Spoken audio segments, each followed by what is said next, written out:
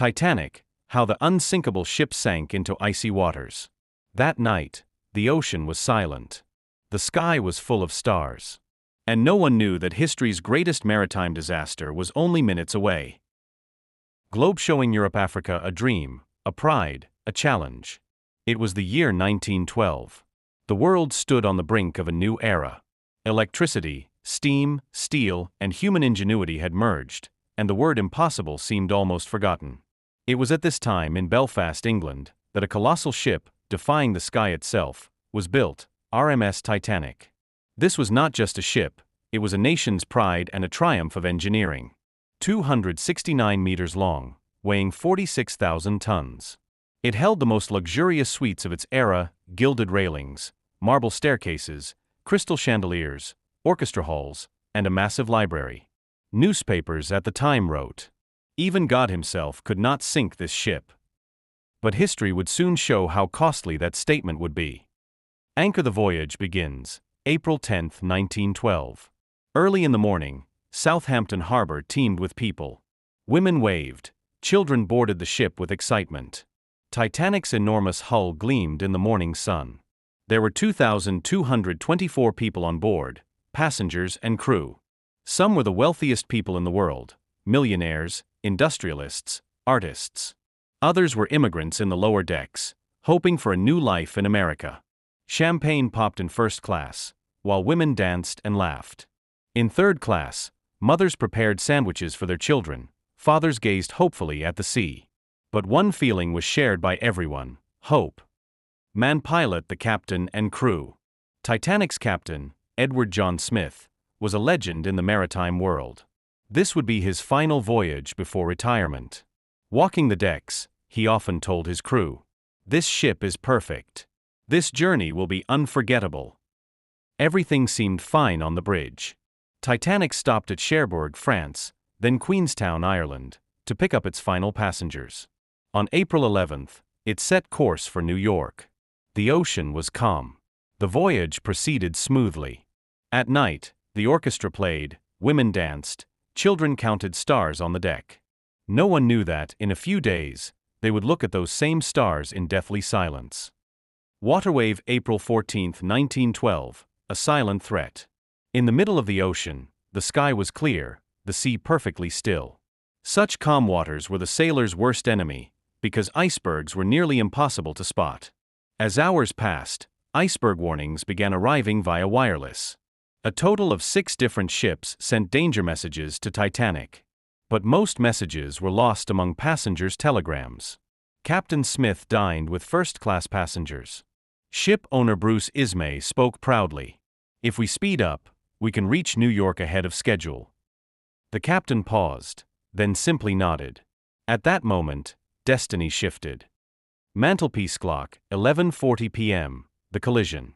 Lookouts saw a shadow in the darkness. Iceberg. Straight ahead. The alarm rang. The helmsman turned the wheel sharply, engines reversed. But 46,000 tons of steel could not change direction in time. Titanic grazed the iceberg on its starboard side. Passengers felt only a slight jolt. Many thought, just a minor collision, unaware that death quietly advanced below deck. 5 watertight compartments were breached. Engineer Thomas Andrews turned pale. "Our ship won't last more than 2 hours." Police starlight chaos unfolds. The captain returned to the bridge. In a calm yet broken voice, he ordered, "Prepare the lifeboats." There were 2,224 people on board, but only 20 lifeboats with a total capacity of about 1,178 people. It was impossible to save everyone. Panic spread. Some cried, some prayed, some could not believe it. "Titanic won't sink, this is just a minor setback," some still claimed. Officers shouted, "Women and children first." Some lifeboats were lowered half-empty in fear.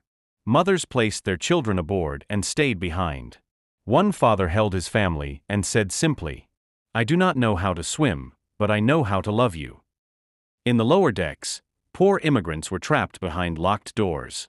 Some broke them, others searched corridors for loved ones. Meanwhile, the orchestra continued to play. The last song echoed through the ship. Musical note nearer, my God, to thee. Snowflake, final minutes, a deathly silence. The bow was fully submerged.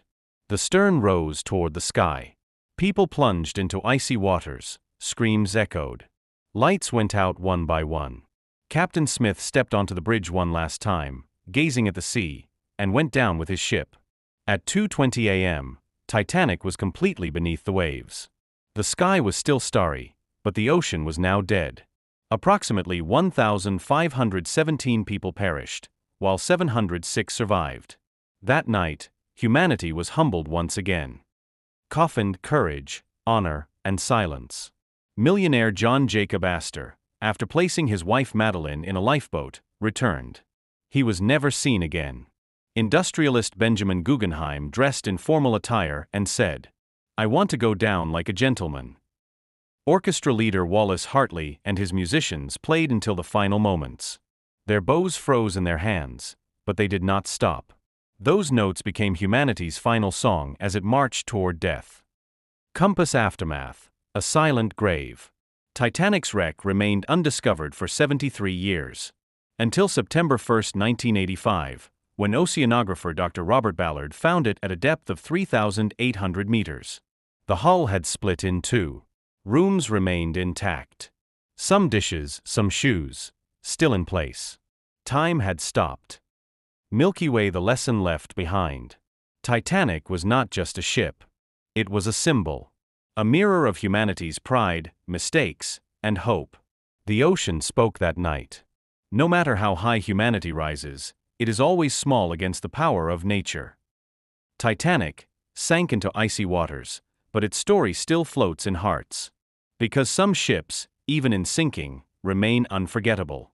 For the lobsters waiting to be cooked in the galley, Titanic was a miracle. For some, a disaster. For others, a miracle.